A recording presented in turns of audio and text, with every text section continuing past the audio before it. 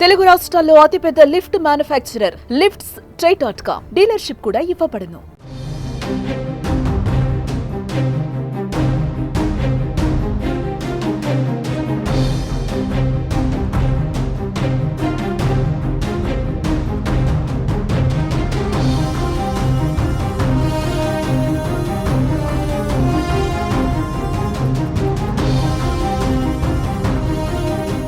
తెలంగాణలో పార్టీ ఫిరాయింపుల అంశం కుదిపేస్తోంది. ఈ అంశంపై ఇప్పటికే సుప్రీంకోర్టును ఆశ్రయించింది బీఆర్ఎస్ పార్టీ.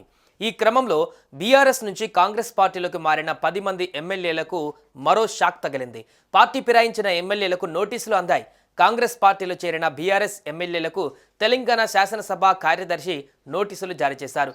లిఖితపూర్వకంగా వివరణ ఇవ్వాలంటూ అందులో పేర్కొన్నారు. బీఆర్ఎస్ వేసిన అనర్హత పిటిషన్ ఆధారంగా శాసనసభ కార్యదర్శి నరసింహాచార్యులు ఎమ్మెల్యేలకు నోటీసులు పంపించారు. అయితే వివరణ ఇచ్చేందుకు తమకు సమయం కావాలంటూ పార్టీ ఫిరాయించిన ఎమ్మెల్యేలు కోరారు. 2024 మేలో జరిగిన పార్లమెంట్ ఎన్నికల సమయంలో బీఆర్ఎస్కు చెందిన 10 మంది ఎమ్మెల్యేలు కాంగ్రెస్ పార్టీలో చేరారు.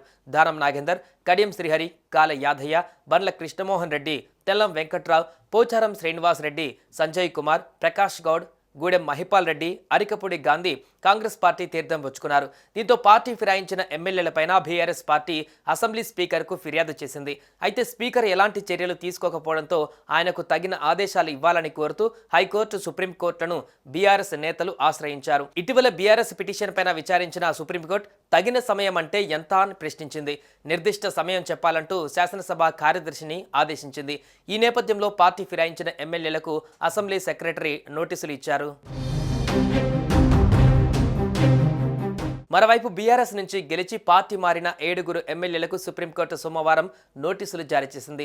పార్టీ ఫిరాయించిన ఎమ్మెల్యేలు పోచారం శ్రీనివాస్ రెడ్డి, బండ్ల కృష్ణమోహన్ రెడ్డి, కాల యాదయ్య, టి ప్రకాష్ గౌడ్, అరికపుడి గాంధీ, గూడెం మహిపాల్ రెడ్డి, ఎం సంజయ్ కుమార్ పై అనర్హత వేటు వేయాలని బీఆర్ఎస్ వర్కింగ్ ప్రెసిడెంట్ కేటీఆర్ సుప్రీంకోర్టులో పిటిషన్ దాఖలు చేశారు. దీనిపై Justice BR Gavai, Justice Vinod చంద్రన్తో కూడిన ధర్మాసనం విచారణ జరిపింది. అనంతరం ఆ ఎమ్మెల్యేలకు నోటీసులు జారీ చేసింది. ఎమ్మెల్యేలు దానం నాగేందర్, కడియం శ్రీహరి, తెల్లం వెంకట్రావుపై అనర్హత వేటు వేయాలని గతంలో ఎమ్మెల్యే పాడి కౌశిక్ రెడ్డి దాఖలు చేసిన పిటిషన్ను తాజాగా కేటీఆర్ దాఖలు చేసిన పిటిషన్ను కలిపి విచారిస్తామని ధర్మాసనం పేర్కొంది. ఈ పిటిషన్లను తెలంగాణ స్పీకర్ తరపు న్యాయవాది ముకుల్ రోహత్గీకి అందజేయాలని ఆదేశించింది. తదుపరి విచారణను ఈ నెల 10వ తేదీకి వాయిదా వేసింది.